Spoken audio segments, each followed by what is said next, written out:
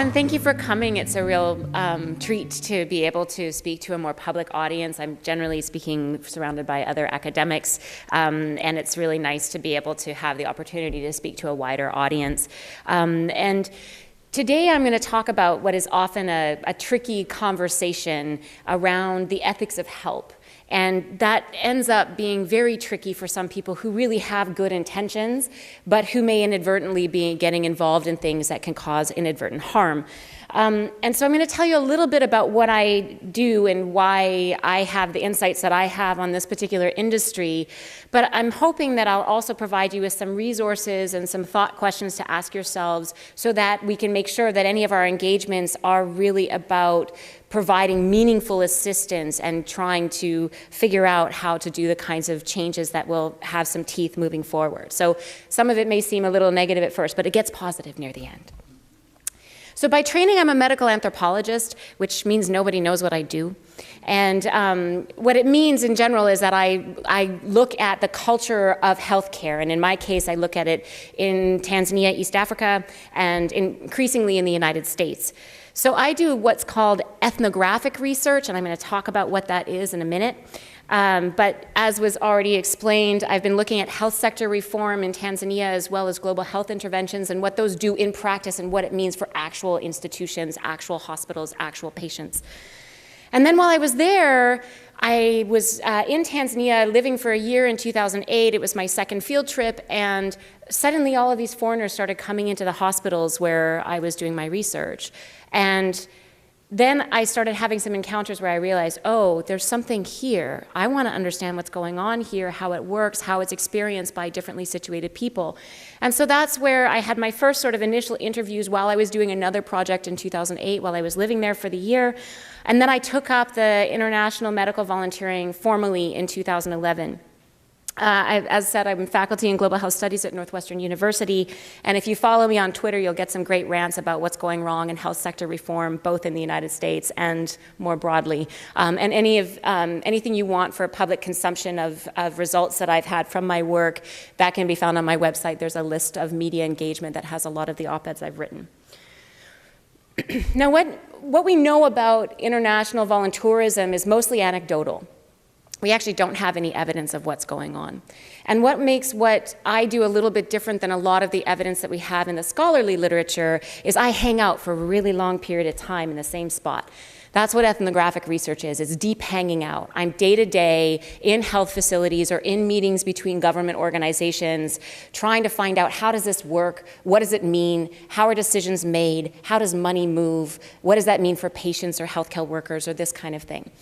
And so I've been working actually in health facilities for many years, which means when you talk about something like voluntourism on the short term, I can actually tell you how it maps onto the existing healthcare system. So what does it mean for patients? What does it mean for healthcare workers? What happens at hospitals when that kind of thing happens?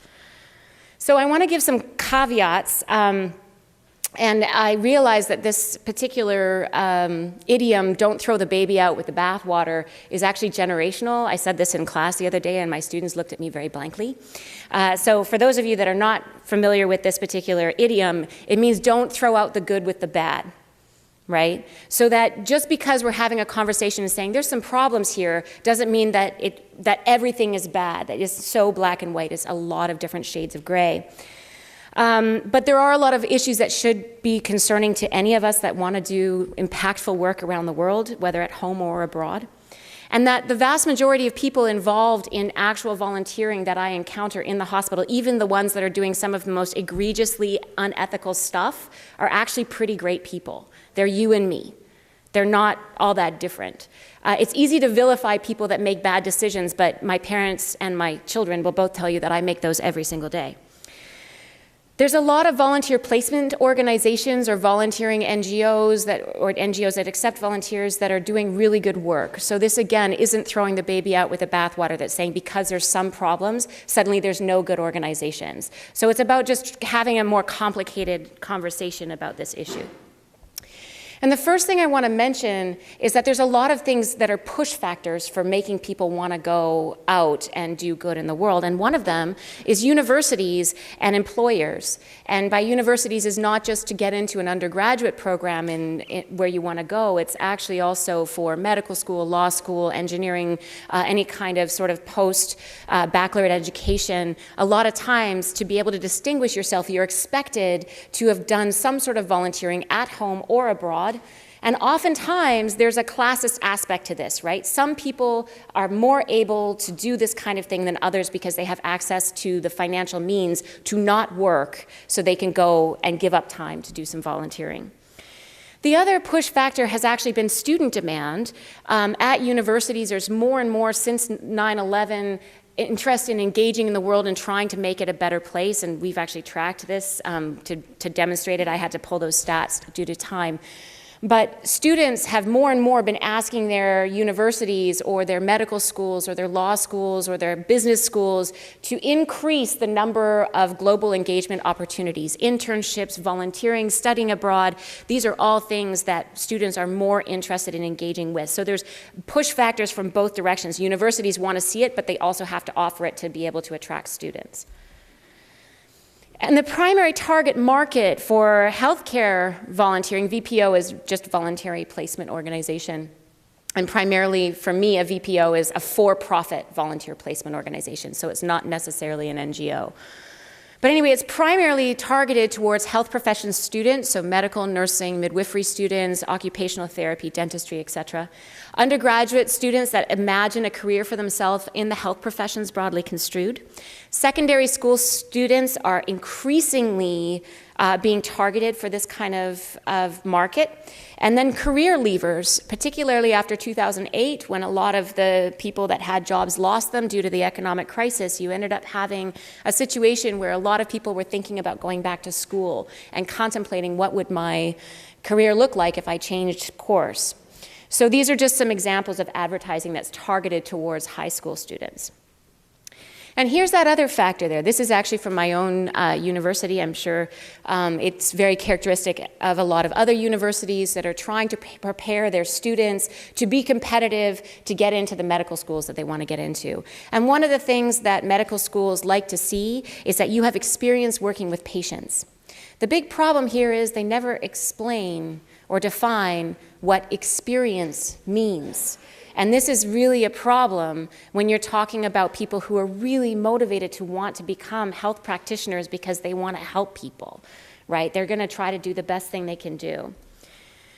Overall, voluntourism is an unregulated industry. There is no third-party organization or government or transnational organization like the UN that is really looking at this and trying to make sure that things are ethical. It's completely unregulated. Businesses can do whatever they want. The estimates that we have about what's going on are from 2008, and we have absolutely no idea how these metrics were even created. We have no idea how much money is being made, and we have no idea how many people are going. They are all guesstimates, and if you try to track back to the original author of these stats, that website has since come down. So we don't know. We know nothing. We don't know how lucrative it is, but it must be very lucrative because the number of volunteer placement organizations that are doing it for profit has burgeoned to the point that even in the hospital where I work, when I started, there were 2 organizations, and now there's over 30 working in one hospital with beds of for about 120 patients.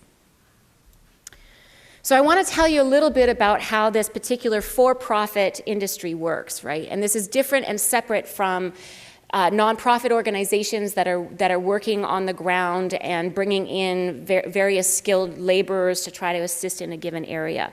This is an industry that is meant to sell a product to a group of people. So these are just some common volunteer placement organizations that work in Tanzania, in the country where I do my research. Some of these are massive. The largest ones to date is called International Volunteering HQ. You'll see it at the bottom there. Projects Abroad is another one. If you look up Volunteer Abroad, most of these organizations will be the first ones up there because they pay to make sure that their names are first. But some of them are very small. And I'm going to show you this Women and Children Tanzania is actually based in Tanzania and primarily run by Tanzanians. So there's a variety of people getting involved with this. And if you go to one of the larger websites, this is the kind of thing you'll see. It's almost like shopping for a vacation package on a website, right? You go to a travel thing, you could do something like this. So this is going to be, and I'm sorry it's not super clear here, you can basically go by project. So if you want to do something in law and human rights or journalism or medicine, you can click on the thing that you're most interested in doing. Or if you don't know what you want to do, but you want to go to a particular place, you can just look at available destinations and see what projects are available in the specific country where you want to do your work. Most of this business is done in relatively stable, lower middle income countries with a pretty robust tourism industry, right? It's considered a win-win. I get to go to a new place, there's lots of touristy things to do, and I get to help out at the same time. So I want to show you a little bit about how these are marketed to people, right? Because again, I'm trying to get away from a lot of the critique that happens about individuals who want to engage in voluntourism and instead look at how easy it is to be lured by this discourse. This is from Projects Abroad, which is again one of the largest placement companies, and it's a placement advertisement for midwifery. You would work in a busy maternity unit learning from the knowledge and expertise of local midwives, and the requirements for doing this is none. Anyone can go and work in a maternity ward where women are delivering their babies. Here's another one. This is that small one from Women and Children Tanzania on their Facebook page where it says you can work either in a hospital in Arusha or out in the Tanzanian bush, which is a particular construction of African as sort of backwards. We are ready with offers for doctors, dentists, nurses, midwives, savers, and radiographers. Right? If you're a saver, you're qualified. Here's another one, this one again from Projects Abroad. High school students interested in becoming doctors, pre-medical undergraduate college students, medical school students, students who want a glide year, and doctors are all people who are qualified and wanted on these medical internships in Africa. Here's another one. This one is an agency. The website itself is one where you can go and find many different agencies that are doing voluntourism work.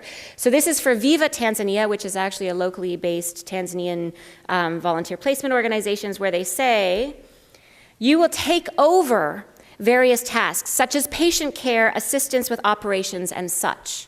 There's, again, no qualifications necessary for this kind of work.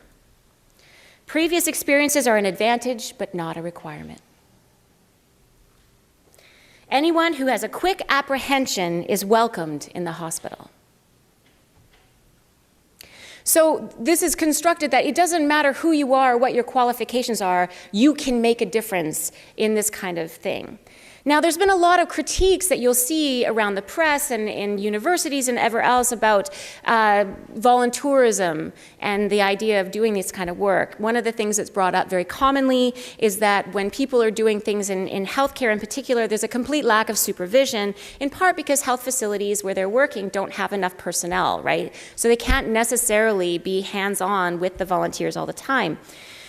In that case, because you don't have adequate supervision, you may have volunteers that are engaging in unethical practices, operating beyond their competency, or inadvertently causing harm. There's also a critique that this kind of work abroad reinforces privilege and the notion that development comes from outsiders outside of the host country.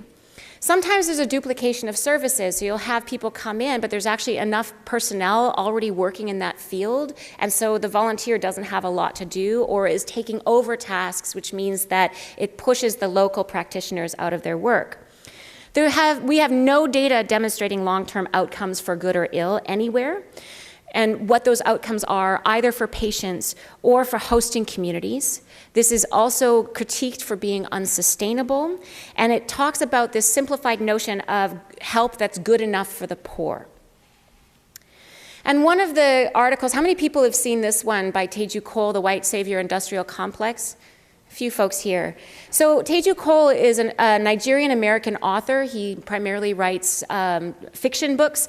And when there was the Kony 2012 controversy, where there was a video trying to encourage people to basically donate money to get rid of Joseph Kony in Uganda, who was engaging in child trafficking and various other things, he got a little upset on Twitter. And he started this Twitter rant, and it ended up going quite viral. And so in the end, he writes for The Atlantic. And so he was writing in The Atlantic about, this is what he called the white savior industrial complex, which is really about enforcing a sentimental experience for white people and Oprah. And by this, he was not just talking about people with white skin, but people that have the privilege to adopt the ability to say, I'm now going to help you whether you like it or not, right? It's not just a race, but like a construction of what you would consider like a global whiteness, that you have the privilege to be able to do this kind of work without ever being responsible for what you're doing. He says the white savior industrial complex is not about justice, it's about having a big emotional experience that validates privilege. And when I talk to my students about this, I teach a class on volunteerism and the need to help. I'm in the middle of it right now. The number one thing that the students miss is the industrial part of this, right? That it's not just about individuals, it's about institutions and structures that actually make it seem like doing this kind of thing is not only okay, but actually laudable. It's a wonderful thing to do. How great it is that we're trying to make a good impact.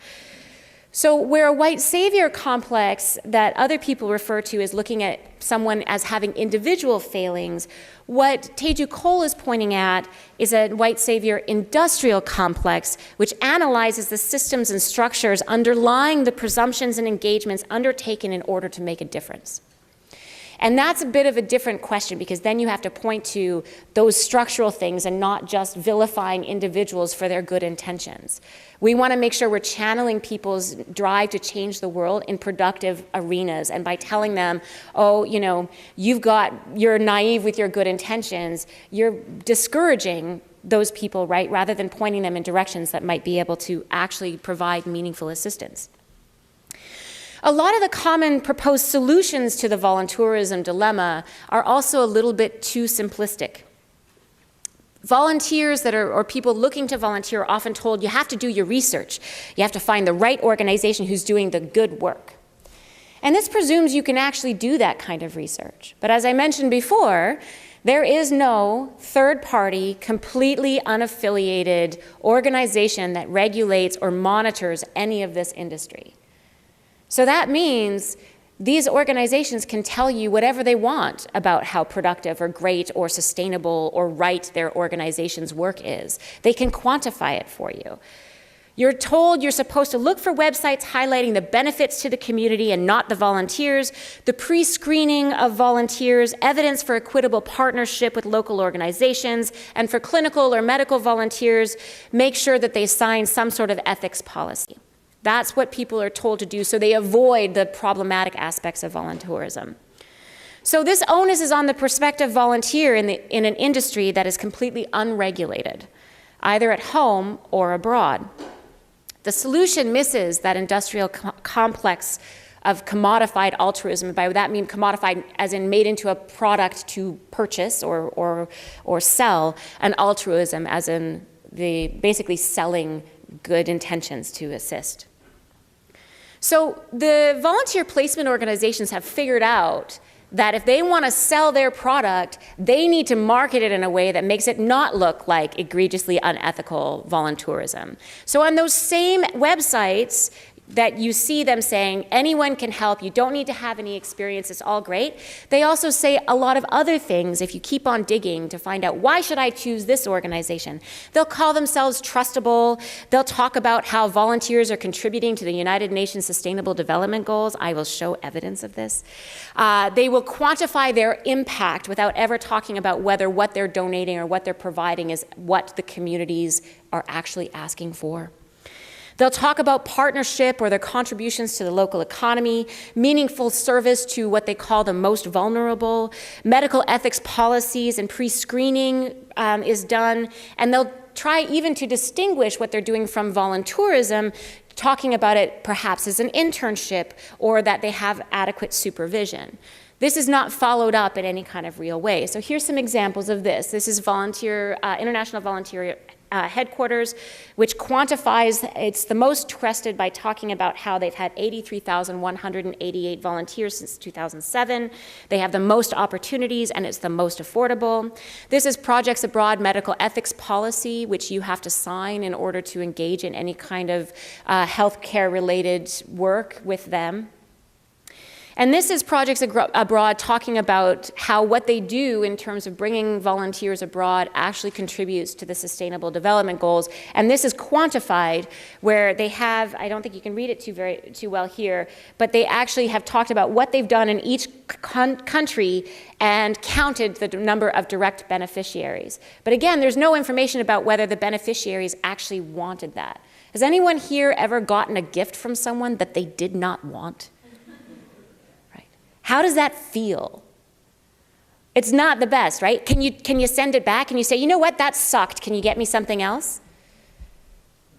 No, you can't say no, right? I mean, it's something that someone's done with the best of intentions. So there's a tension there about quantifying what's assistance without ever asking the people who are purportedly helped what it is they wanted and whether that provided the kind of assistance they wanted. It also presumes that even if we were to ask people if this was useful for them, that they would say, no, that wasn't useful, you did the wrong thing. And another idiom, don't look a gift horse in the mouth, right? You're not necessarily going to critique people that are doing things out of best intentions in hopes that perhaps they'll give something else some other time. And then you have the online testimonials that are there by actual volunteers that are talking about the kinds of experiences they had, which a lot of these organizations will post in order to help bring in prospective volunteers. Meet Margaret Swanes. She's a 45-year-old retired police officer who was considering a future in medicine. And this particular testimonial, I'm going to read the parts that matter here. She was on her second day in a hospital in Tanzania. This is her testimonial on the website where she said, I was asked if I wanted to scrub in and assist. Did I ever? I got to assist with 2 circumcisions. My hands were shaking so much it wasn't funny. Believe me, it got much better by my 4th operation. Later down, she says, in the following weeks, I got to scrub in and assist in numerous surgeries, 3 cesarean deliveries, quite intense, another 2 appendectomies, which is the removal of an appendix, as well as a gallbladder removal, and twice I was asked if I wanted to close up. Very tempting, but I thought the woman had gone through enough trauma without waking up to my handy cross-stitch. Some of them are egregious like that, and that's what they're using to sell the placements. The other ones are actually really quite nice in terms of how they're conceptualizing this. So this is from a newsletter that is put out by the American Medical Student Association, and it's for pre-medical students to talk about their engagements. And in this one, she titles it, Providing More Than Hope. And close down it says, he looked into my eyes. This is the father of a child that she was helping out in one of these organizations. He looked into my eyes with intense appreciation and hope, as if my simple responses somehow lessened his concerns and eased his mind. It was as if our conversation alone had renewed their faith in their daughter's therapy program. Although I'm a student with essentially no therapy experience or medical training, my presence somehow gave them hope that their child, one of the people they loved most on the entire planet, would eventually improve and live a better life. And the issue here is she's depicting what other people think or how they're interpreting something without ever actually knowing. She hasn't even had an opportunity to ask. It's an interpretation she has of someone else's experience, right? And this is very common because you're there to help, so it's very compelling to feel like what we're doing is helpful, but is not necessarily asking the right questions. So I wanted to propose a thought problem, which is often one that I've used and some colleagues and I published in a book a while back. And it's a thought problem of imagining in the first year of medical school anywhere in the world, most students study basic sciences. They typically see no patients during that year. Imagine 2 medical students from Tanzania take the summer after their first year to travel to remote rural towns in northern Michigan, where physicians are rarely seen, providing medical care for patients with diabetes, chronic obstructive pulmonary disease, substance abuse, other common disorders of rural poverty. They have little supervision and know only rudimentary English. How many people would like this to be having their relatives getting care from first-year Tanzanian medical students? Anyone? No hands. All right.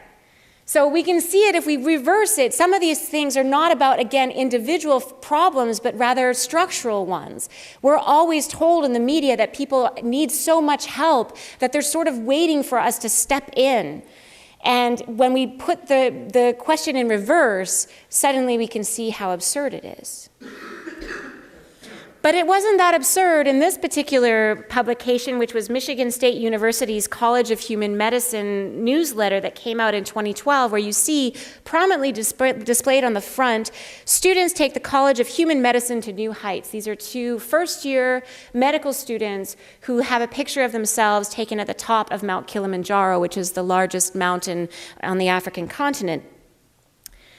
And it says in the newsletter, Dan Hess and Christopher Ratinger spent much of the summer caring for people in remote villages of Tanzania where medical professionals seldom are seen. With little supervision from physicians, they traveled village to village caring for patients suffering from malaria, HIV, chronic pain, and other illnesses. Quote, just being thrust into a situation like that made all of the classes we took that first year very real, he said. You learn quickly that way because you don't have a choice. I don't think I could have done anything that would have recharged my batteries more, Hess said. It was incredibly rejuvenating and reinforced my choice to go into medicine, to see the impact you can have on people. You're helping them, and they're incredibly grateful for that. Can we imagine that this kind of publication would be published in the United States if these two young first-year medical students were Kenyan or Tanzanian or Cambodian or any other country which is a prominent place to where people go to do this kind of volunteering work? Here we celebrate it, right? A university is celebrating it, but we need to sort of think about that for a minute because it is a push factor to tell other people that they can also do this kind of stuff. So there's a trope of any help is better than none, and this presumes there's nothing there. Instead, we ought to take a look at what is there, what help is needed. So the presumption is that people in precarious situations just sit around waiting for outsiders to come in and fix their problems, that poor people will be happy with anything because they have nothing, and that anyone who has the heart to want to help should try to save the world or make a difference, especially when the so-called developing country where everything is presumed to be worse than it is here.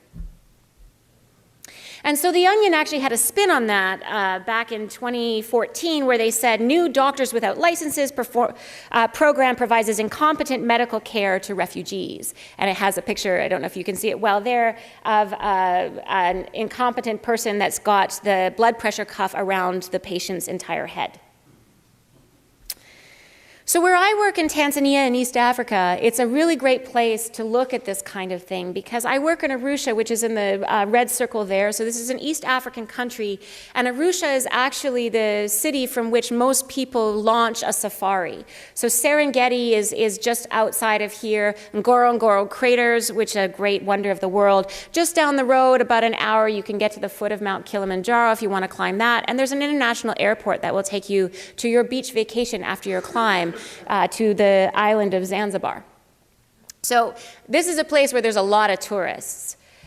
And I've been doing this research since 2011 in 6 different health facilities. These are larger and smaller, both public and missionary. I've seen approximately 20 volunteer placement companies doing business in this area. And there's more, but those are the 20 that I've been able to capture in my research. I've observed what's been going on for about 1,700 hours in those health facilities since 2011. I've had encounters with over 300 volunteers from all over the world. Interviewed 50 foreign volunteers and 91 Tanzanian health professionals about their thoughts about all of this. And then I've been doing online research on the marketing that's been going on since 2014. A couple of things to note here. Most of the clinical volunteers in Tanzania, and by clinical I mean medical, nursing, dentistry, midwifery, any of the sort of health professions that work in clinics. Most of them come from the UK or the United States, but there's also people coming increasingly from other parts of the world, Scandinavia, the Middle East, Africa, even other African countries. So this is a spreading phenomenon. It's not just an American phenomenon. And the motivations, I get asked about this a lot. Well, if there's harms being done, what are the motivations for health facilities to host foreign volunteers? Foreign volunteers cost them a lot of time and energy. The vast majority of foreign volunteers in Tanzania don't speak any Swahili, and while English is an official language, only people that are at the highest echelons of education tend to speak English, or people working in the tourism industry. So what would motivate a hospital to host all of these people who need constant translation, people who may not understand tropical medicine, so they're going to need an explanation about how malaria works or what schistosomiasis, or can you tell me about HIV? They are there to learn, right? So they have to be taught. And that means that short-staffed health facilities are spending a lot of their time, rather than with patients, in investing time in foreign volunteers. So what would motivate them? Well, for the Tanzanians working in these health facilities, they're really hoping that they can get more assistance from others, monetary assistance, to be able to do the things that the state government and a lot of the official donors don't do. So donors tend to channel their money into HIV, malaria, reproductive health, but that doesn't really sustain a health system. It doesn't allow that particular health facility to treat whatever comes through their doors. So it's too restrictive. And then the state budget is way short of what they need even to do minor repairs or buy enough petrol for their ambulance.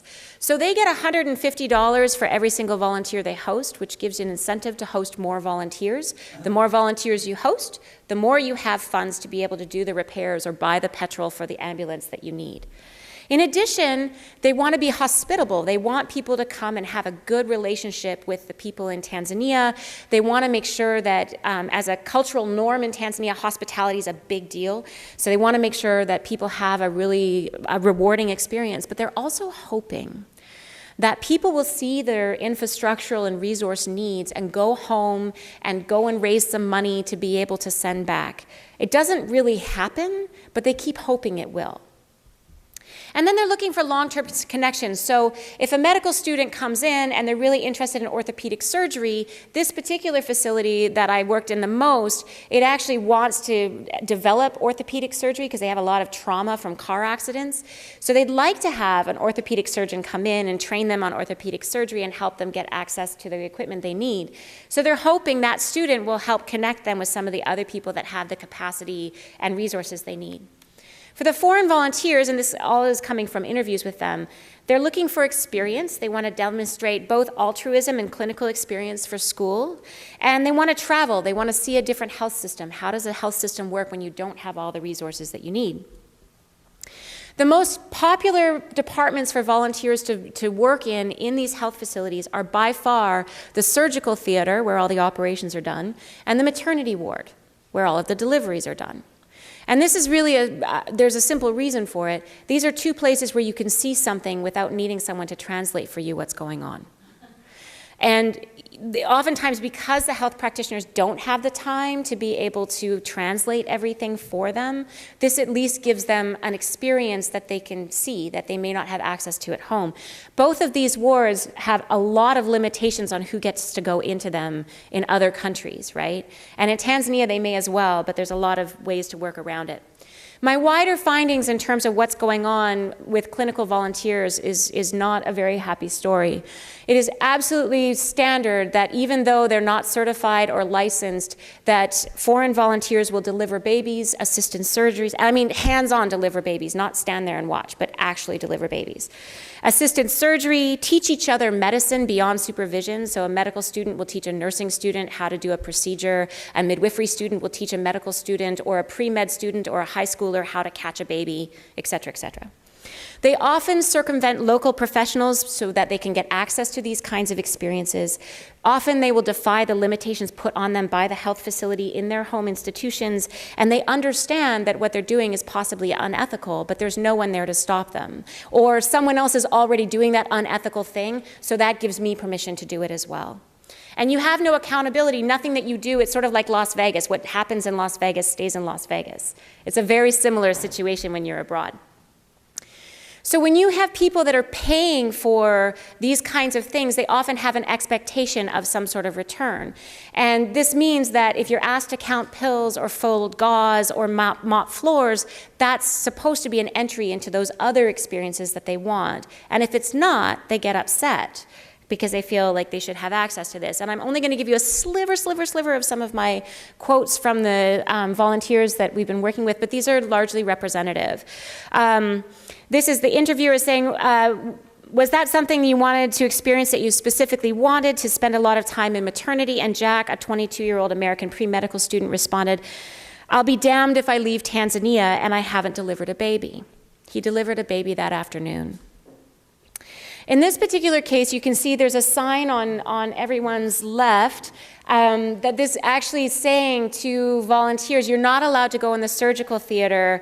Only the medical students can go in. But if you're pre-medical or you're not a medical student with enough experience, you're not allowed to go in. And this was also a limitation that was put on in one of the hospitals where I work by the head doctor in maternity. And she said, if you're pre-medical, you can't go in there where women are delivering babies.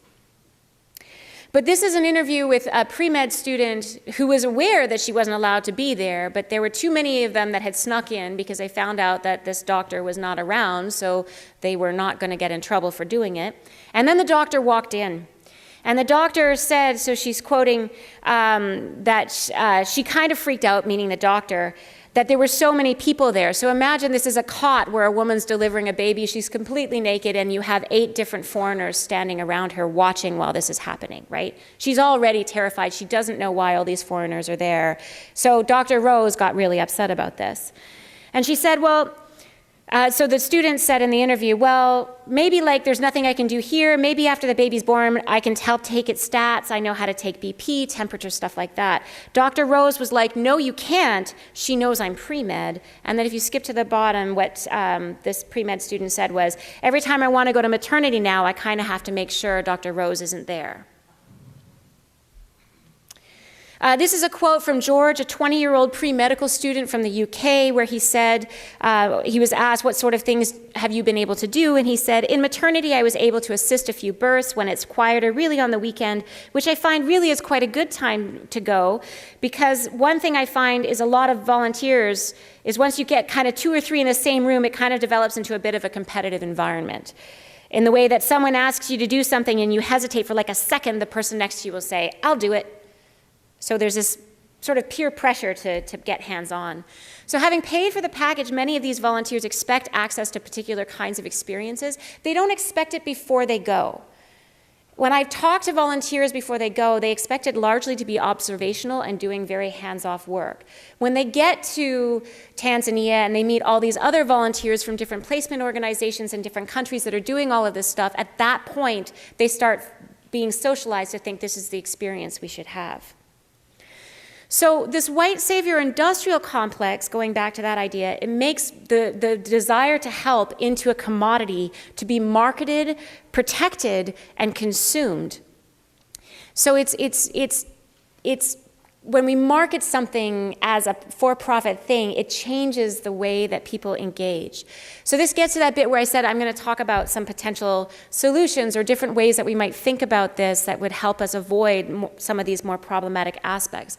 And one of the things that I saw was actually coming from the Parkland students when they found out they were getting a lot of media attention after the shooting in Florida. And then they found out that they were being critiqued by Chicago youth that had been fighting for attention to gun violence for so long.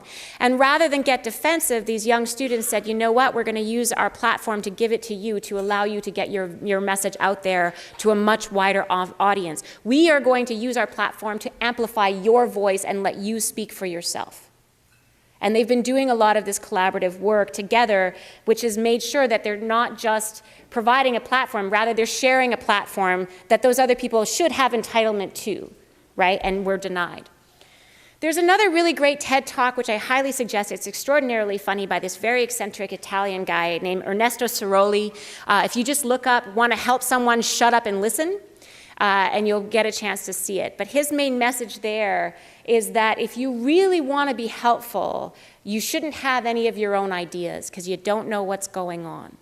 If you want to be helpful, Really what you ought to do is find a way to find out who has a good idea and figure out how you can resource them to be able to make that happen. So overall, from those two examples, we get that the best way to help is to amplify and support the voices and ideas of the people we want to help, to make what they want to achieve in their country or their community our primary objective, to draw attention to their stated needs rather than what we think they need. And that's a really humble place to be. So some things to consider if you're considering volunteering, because I said things to think about before you buy that ticket. What skills do you have? Are they appropriate to the context where you want to volunteer? And are they desired by the people you want to help? It's really hard to know that in advance because of the way that the website set it up. And I'm going to show you a resource that you can look to find out where you can find that out. Some of our even very skilled people, physicians, nurses, midwives that are certified and licensed, sometimes what they want to do to help is also potentially dangerous and harmful. And here's a very good example of this. My colleague Claire Wendland, who's up at the University of Wisconsin-Madison, is an anthropologist and an OBGYN. She's worked on the front lines in hospitals in Malawi for many, many years, and she's seen over and over that you've had physicians come in telling people that the best practice for a woman that has a fetus, a baby that is breech, so the bum is down, supposed to come out head down, is to do a C-section. But what they don't know is that the chance of sepsis and death from C-section is exponentially higher in Malawi. So by recommending to other physicians that they ought to be doing routine C-sections for breech delivery, they're condemning a lot of those women to death. In addition, a best practice here might be that if you're HIV positive, you formula feed your baby to prevent the mother-to-child transmission of HIV. But if you apply that elsewhere to a place where they don't have access to treated water, you're potentially condemning those babies to death. So we also don't know what we don't know. And to find out, it requires asking the right kinds of questions instead of making presumptions. The other thing to think about is a lot of these organizations or communities are looking for long-term connections. How can you help me in the long run? Not how can you help me in 2 weeks, right? And so how do we foster some of those? How do we maintain the connections? How do we help them get access to the resources that they say that they need?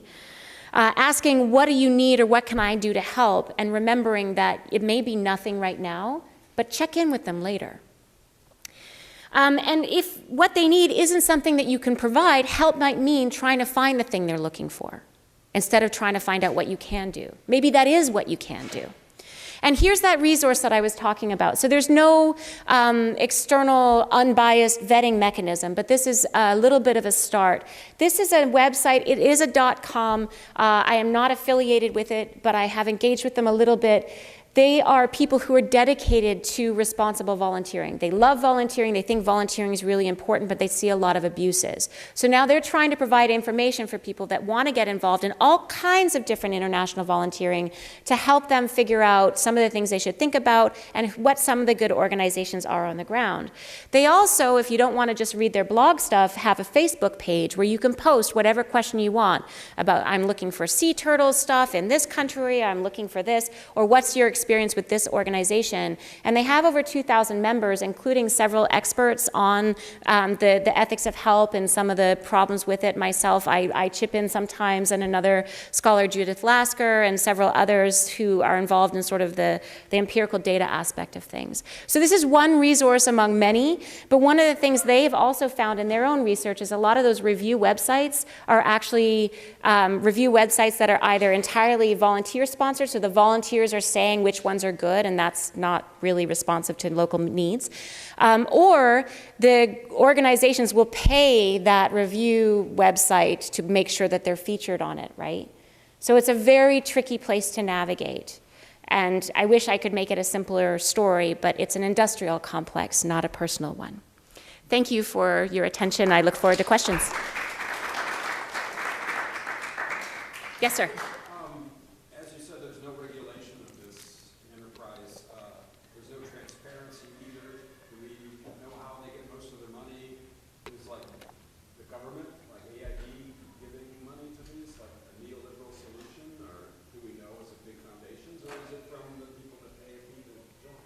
So the question is whether or not there's regulation or, because there's no regulation or transparency, are these for-profit organizations getting money from USAID or various other larger donors? Where are they getting their money? Most of it comes from the fees that they pay. So if you think about it, they're paying a volunteer for 6 weeks is going to pay, depending on the volunteer placement organization, between $1,500 and $3,000. That doesn't include their flights. It doesn't include, it's really just about getting access to the placement. And so they're making a lot of money from that because only $150 goes to the hosting health facility. So most of them are for-profit. There's some that are non-profit, and then they will have donors to help them out. But the vast majority of the ones that I'm talking about are for-profit. So, yes, sir. Thanks for the great talk. So, I'm from South Africa. I go to study abroad. And in the historical context, what you're sharing in many ways as a historical echo with Albert Schweitzer comes to mind, the old mission, so the new missionaries, Yes. the new medical mission. But I thought, in relation to the contemporary times, shouldn't we also be naming and shaming groups if you follow the Me Too movements? Why aren't we outing universities that are complicit, advocating, sending the students to these programs, and finding ways? Isn't that another part of the equation? Anthropologists, like anthropologists like you, of course, anthropology deeply implicated in a lot of these sorts of issues. But is that not also a strategy where, these organizations know that students reside at institutions like this? So shouldn't we be taking a cue from the Me Too movement and start naming and shaming groups that are complicit? So the question, just to make sure everyone has heard it, is a really wonderful and complicated one, which as an anthropologist I really like. It's asking whether we have a responsibility to name and shame the organizations that are complicit in enabling these kinds of violations of sound ethics. And in light of the Me Too movement, sort of looking at how we might mobilize that kind of thing. I think there is something to be said for that, and there's part of it is a fear that a lot of our evidence is anecdotal. It's like volunteers reporting things rather than hosting health facilities. So there's a dynamic there where the hosting health facilities have something to lose by reporting what's going on, right? So you have to have a government in a hosting country that's willing to crack down on things for that to work. Kenya's started a little bit, but it's not really related to this. Tanzania's started a little bit, but there seems to be a lot of workarounds that are possible. So I agree that dealing with it on the end of the sending countries is actually going to have a lot more of an impact. With universities, what I found is the vast majority of universities don't know what they don't know either. So in some sense, like the groups that I've talked to, we go, I'm part of an advocacy group that's trying to help universities figure out how to avoid this kind of thing or how to find good organizations, how to maintain good ethics with their faculty study abroad. I've led one in Tanzania as well, and I know of several egregious, even faculty-led study abroads that are based on a lot of this same sort of problematic structuring. And I think part of it is you need to have people that are not as vulnerable to be able to do that. So for me, I'm contingent labor. I am a associate professor of instruction, but I don't have tenure, so I don't have the ability to be able to point fingers so much. I do have the ability to advocate, and several people on that advocacy group that I'm in do have some teeth with that. But I think a lot of times the organizations don't realize that they're actually promoting a lot of this. A lot of the pre-health page that I showed about clinical experience for patients, one-on-one, those advisors actually tell students not to do anything that touches patients. That clinical experience is observational. And so I'm going to be working with them to say, well, let's make the website a little bit more specific. I've been asked to consult with other universities' pre-health pages about that as well, and have volunteered my time to do that, but they're also very reluctant to define what clinical experience is or is not. And again, I'm one of these people like, let's get to the bottom of that and sort of deal with the hesitations there. One of the things our group has figured out is you have to have a multi-pronged approach. Like you need to get the American Medical Association to crack down on this, all of these different professional associations to set up guidelines, which they then trickle down to all of the schools that are involved with this. So we've been working with a lot of those as well for several years. If I can underline that, I mean, that's not new. Institutions like this have been excellent in this investment in the partners. So we needed this investment. Yeah, and I think the first talk I ever gave on this was very early in my research, and it was actually linking jungle doctoring and missionary doctors in colonial Africa with what was going on now. There's a long history to this particular complex that we need to really fight. So, yes. Yes?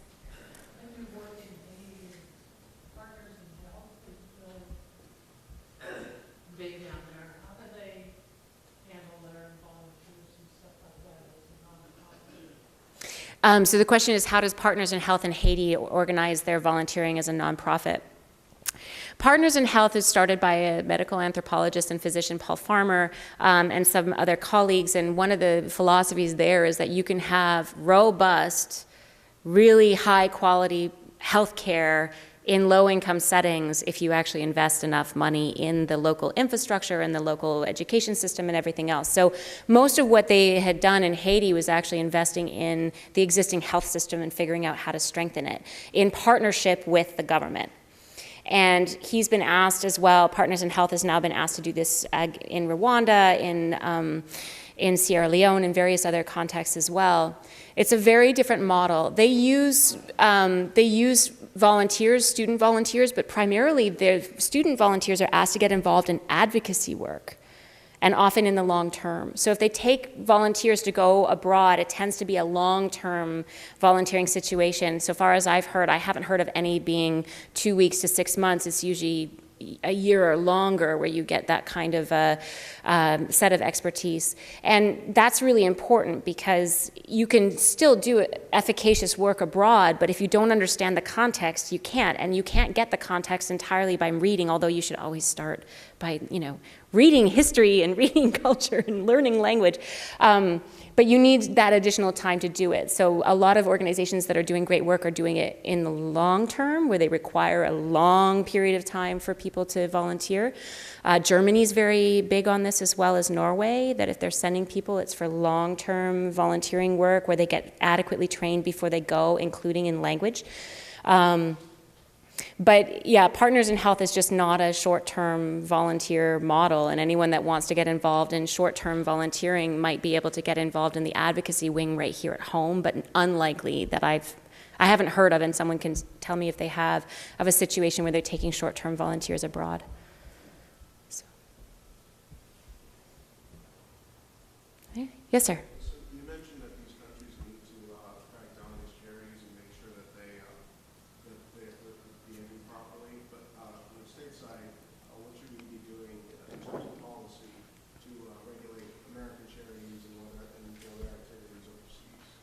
What should we?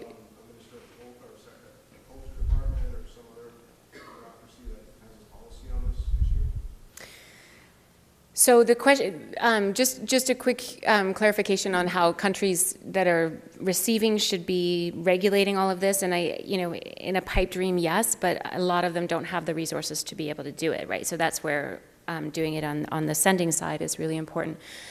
So the question is about what can be done on the sending side to be able to regulate what charities are doing abroad. This is a really complicated question. It depends on what you mean by a charity. A lot of the international organizations, the UN, the Red Cross, et cetera, actually have immunity for any kind of mistakes that they make, which is why there was a big controversy over cholera in Haiti, because the UN brought that in, and actually getting them to admit responsibility and do anything about that was really difficult. But if you're talking about the volunteer placement organizations, we've had some discussions about potentially having some sort of regulatory body that's independent of all of these organizations that's actually regulating them. But to be able to do that, you need to have people that are not paid or affiliated by any of those organizations, that have enough expertise to be able to do it I would be really interested in being part of that kind of thing, but it would likely be a full-time job. So if anybody wants to help me advocate for that with the US government, please let me know. Yes? I do see a real first world problem in that most people in the first world don't actually know another language. They know one language and that's it. They've never actually worked with poor people, even though there's poor people in the United States too. So I see a real value in people going to another country, but they have to care about people, and language, like you mentioned, language and training, and also filtering people out from what their motivations might be to go, because the populations where they go are extremely vulnerable. So, for instance, when I was in the Peace Corps, I saw that people were going for various reasons. Some for they wanted to get into politics, and the Peace Corps is a great way to get into politics. Mm-hmm. But then there were also people who wanted to be able to dehumanize a different population rather than just the population here.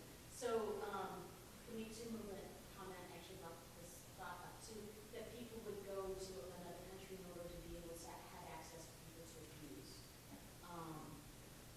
And so those, not only should we filter out the organizations, but we should also push that those organizations filter who they send, who they allow to go. Not just the rich people get to go and do that sort of thing. Mm-hmm. So that would be- Yeah, I just have to figure out a really nice way to summarize it so that it's on the record. So in just looking at how do we filter out people who have poor intentions from getting involved in some of this stuff, and that a lot of people here don't necessarily speak more than one language and don't have a lot of access to the poor, and how do we filter out people who are wanting to go and do some sort of volunteering experience abroad but are not really caring about people's welfare when they go. I'm actually a really big fan of study abroad. I used to run a program that was really collaborative with the government, in the local government in Tanzania where I worked, to partner Tanzanian undergraduate students with Northwestern undergraduate students. We had a crash language course that they had to take, and they were doing projects that the government asked us to do, so that at worst it was benign and not useful information, but at best, maybe they got some information from that research experience that would work. And the students on both sides would get training in qualitative methods and things. And not all of them had the best motivations for going either. Sometimes it's just like, I want to get out of, I've never been out of the United States, right? I think travel's a luxury. I would like to see a lot more funding for lots more people to be able to travel, because it's good for everyone. I'd like to see organizations that will help health practitioners in Tanzania travel to even Kenya or Uganda, or just to see other systems, because that's what helps us innovate to get out of what we already see to be true, right? It helps us understand that there's other ways to do things. So I'm not sure, and I know my colleague Judith Lasker, who wrote a book called Hoping to Help that's also about global health volunteering, she would also say motivations don't necessarily tell you a whole story. She's had students that have gone, she had one student she observed that went on a mission in somewhere in the Caribbean. His entire motivation was that he liked one of the girls that was going. So I'm much more curious about how do we change the lens from being the people that are making the impact on our short summer vacation to a learning experience, right? So there's other ways to do this. Study abroad is a great way for people that want to have a resort vacation that are now engaging in some of this sort of helpful, I'm going to build a floor for someone, and don't realize that these countries have building regulations that require that buildings actually have standards so that, you know, the building doesn't collapse on the people that are living on it. there are other ways to do this. There's things like cultural tourism, where the village or community is actually set up a cultural experience for tourists. The tourists pay and they go and they learn about something to do in that community. The money stays in the community can use it to build. Frequenting local businesses instead of other things. And also getting out of the idea that everything has to fit within my 2 weeks. Right? Like, to realize that you can engage in travel and learn, and that's really valuable. And if you can get out of the resort and into, some local places and local foods, that's really good for you. And it's good for the business there as well. But in terms of figuring out like how to make an impact, to realize that, in 2 weeks, none of us could. The idea of anyone coming to my blue collar hometown in Canada and being like, we're going to fix your problem with your environmental degradation in the river and we know how to solve it for you, seems kind of ridiculous. We simplify the problems of people we don't understand well, at home and abroad.